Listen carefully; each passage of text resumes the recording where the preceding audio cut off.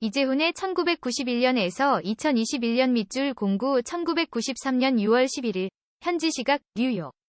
미국이 핵포함 무력 사용 위협 배제, 자주권 존중, 내정 불간섭을 약속하고 북은 NPT 탈퇴 효력을 필요하다고 인정하는 만큼 일방적으로 임시정지하기로 한 공동성명 합의 직후 미국 수석대표 로버트 갈루치, 맨 오른쪽, 가 북협상단장 강석주, 왼쪽 앞쪽 둘째 안경 쓴 이, 한테 악수를 청하듯 손을 내밀고 있다. 사진 맨 왼쪽은 김계관이다. 충돌을 회피한 안도감 때문인지 북미 대표단 모두 정말 환하게 웃고 있다. 그러나 웃음은 오래 지속되지 못했다. 한겨레 자료사진 강석주와 갈루치는 공동성명 발표 뒤 허종과 퀴노네스를 연락창구로 지정했다. 저 유명한 북미 뉴욕 창구의 시작이다. 핵갈등 이 비등점으로 치닫던 93년 5에서 6월 북은 막다른 골목이다 싶을 때마다 전화 외교로 협상의 물꼬를 텄다. 헤이즐 스미스가 지적했듯이 북은 미친 행위자가 아니라 자기 목표에 충실한 합리적 행위자다. 이를 인정하지 않으면 협상과 평화로 가는 길을 잃는다.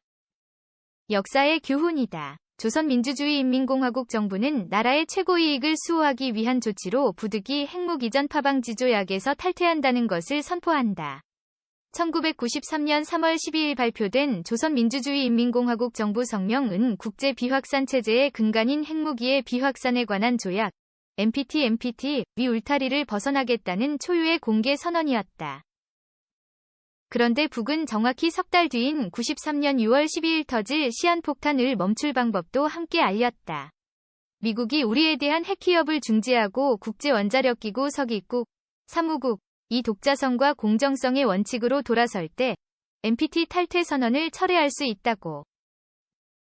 자신과 상대방을 벼랑 끝으로 몰아가되 협상으로 가는 출로를 열어두는 북 특유의 두 궤도 전략이다. 92년 1월 김저일의 남자 김용순을 빈손으로 돌려보낸 부시 행정부와 달리 갓 출범한 빌 클린턴 행정부는 북의 초강수의 협상을 모색했다. 두 갈래 전략적 고려가 작용했다. 12년 만에 정권교체로 의욕적으로 일을 벌일 출범 초기 북핵 문제에 발목이 잡힐 생각이 없었다. 아울러 북의 NPT 탈퇴로 비확산 체제의 신뢰성이 뿌리부터 흔들리는 사태를 피해야 했다. 미국 패권의 핵심 기반인 국제 레짐의 신뢰성에 관한 문제여서다. 중국은 북과 거리를 뒀다. 93년 4월 8일 북의 NPT 탈퇴 선언에 유감을 표하며 해간 전조치 협정 이행을 촉구한 유엔 안전보장이사회 의장 성명에 찬성했다. 5월 초 북의 NPT 잔류를 촉구하는 유엔 총회 결의문은 찬성 140, 북한 홀로 반대, 중국은 기권. 공화국 정부의 자위적 조치에 지지와 연대성을 보내주리라 확신한다. 는 북의 기대는 외면당했다. 북은 스스로 활로를 열어야 했다. 자기가 북한 대사라며 어떤 사람이 통화를 하고 싶다는데요. 이름이 허머라고 하는데 어떻게 할까요? 93년 5월 중순 미국 국무부 코리아 데스크에서 15년간 일한 조앤이 놀란 표정으로 케네스 퀴노네스한테 전화를 건넸다. 나는 공화국 정부로부터 귀 정부의 양측 정부가 서로 만나 쌍방의 문제를 논의할 수 있는지를 알아보는 권한을 위임받았습니다. 넉 달 전 애틀랜타 카터 센터에서 안면을 튼 허종 주유엔 북한 대표부 대사였다. 퀴노네스는 상부의 스인을 받아 뉴욕 유엔 본부에서 북의 김종수 대사를 만났고 10분 만에 6월 1일 주유엔 미국 대표부에서 북미 협상을 하기로 합의했다. 북의 대표는 강석주 외교부 제1부부장, 퀴노네스는 위기를 대화로 풀어간다는 차원에서 허종가 전화를 걸어온 타이밍은 절묘했다. 고해고했다. 이평 빵집에서 결정된 한반도 운명. 135에서 136조. 93년 6월 2에서 4일. 사상 첫 북미 정부 차원의 양자 협상은 평행선을 달렸다. 첫 만남에서 합의점을 찾기엔 무지와 불신과 적대감, 위골이 너무 깊었다고 퀴노네스는 짚었다. 미국 수석대표 로버트 갈루치 국무부 차관보는 협상장을 떠나기 직전 북의 상황을 재검토해보고 서로 협의할 게 있으면 전화를 하라고 말했다. 사흘 뒤인 6월 7일 오전 10시 국무부 코리아 데스크의 조앤이 어떤 북한 사람이 당신과 통화하고 싶다는데요. 라고 했다. 전화기 너머 허종은 가급적 빨리 뉴욕으로 와서 미국 정부의 기능과 관련한 질문에 답을 해줄 수 있겠냐고 물었다. 퀴노네스는 뉴욕으로 갔다. 퀴노네스는 맨해튼 42번가 햄슬리 호텔에 숙소를 잡곤 길 건너편 2평짜리 베이글 가게에서 평양에서 온 미스터 리를 허종한테서 소개받아 며칠째 협상을 이어갔다. 미스터 리는 퀴노네스한테 안보와 주권이 중요하다고 거듭 강조했다. 그는 쉼없이 질문을 쏟아냈다. NPT 잔류가 미국에 그렇게 중요한가? 미국과 외교통상 관계를 정상화하려면 뭘 해야 하나? 이평 빵집에서 결정된 한반도 운명. 172에서 173쪽. 미 연방수사국, FBI, 은 퀴노네스와 허종, 미스터리의 베이글 가게 협상을 한순간도 놓치지 않고 카메라에 담았다. 퀴노네스가 미스터리라 부른 이는 2018-2019년 북미 정상회담에 깊이 관여한 리용호 전 외무상이다. 북의 NPT 탈퇴 선언 발효를 하루 앞둔 93년 6월 11일 북미는 사상 첫 공동성명을 합의 발표했다. 미국이 핵 포함 무력 사용 위협 배제, 자주권 존중, 내정 불간섭을 약속하고 북은 NPT 탈퇴 효력을 필요하다고 인정하는 만큼 일방적으로 임시정지하기로 한 것이다. 강석주는 뉴욕 기자회견에서 공동성명 발표는 조선민주주의인민공화국과 미합중국 사이에 처음 있는 일이자 역사적인 일이라고 강조했다. 6월 13일 치노동신문은 공동성명 전문을 일면에 강석주의 뉴욕 회견을 조미 쌍방이 핵기업을 하지 않으며 서로 상대방의 제도와 자주권을 존중할 때 대하여 합의라는 제목을 달아 3면에 크게 실었다. 강석주와 갈로치는 공동성명 발표 뒤 허종과 퀴노네스를 연락창구로 지정했다. 저 유명한 북미 뉴욕 창구의 시작이다. 핵갈등이 비등점으로 치닫던 93년 5에서 6월 북은 막다른 골목이다 싶을 때마다 전화 외교로 협상의 물꼬를 텄다. 헤이즐 스미스가 지적했듯이 북은 미친 행위자가 아니라 자기 목표에 충실한 합리적 행위자다.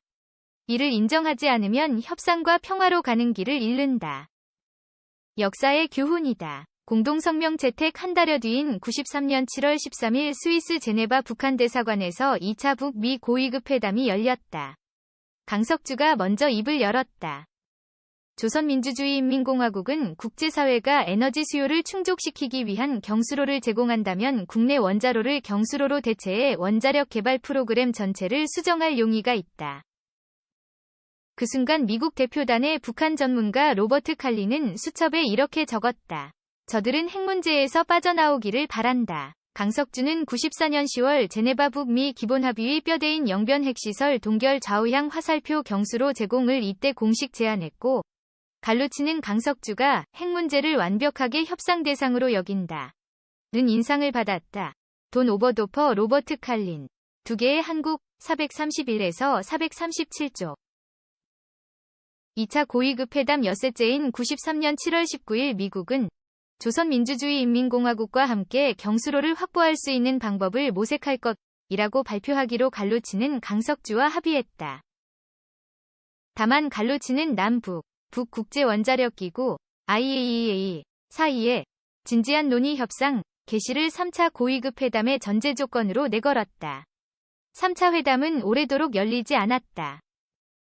93년 11월 7일 클린턴 대통령은 NBC 위 언론과의 만남, 미트 더 프레스에 나와 북한의 핵폭탄 개발을 결코 방관하지 않을 것이라며 군사대응도 배제하지 않겠다는 의지를 내비쳤다.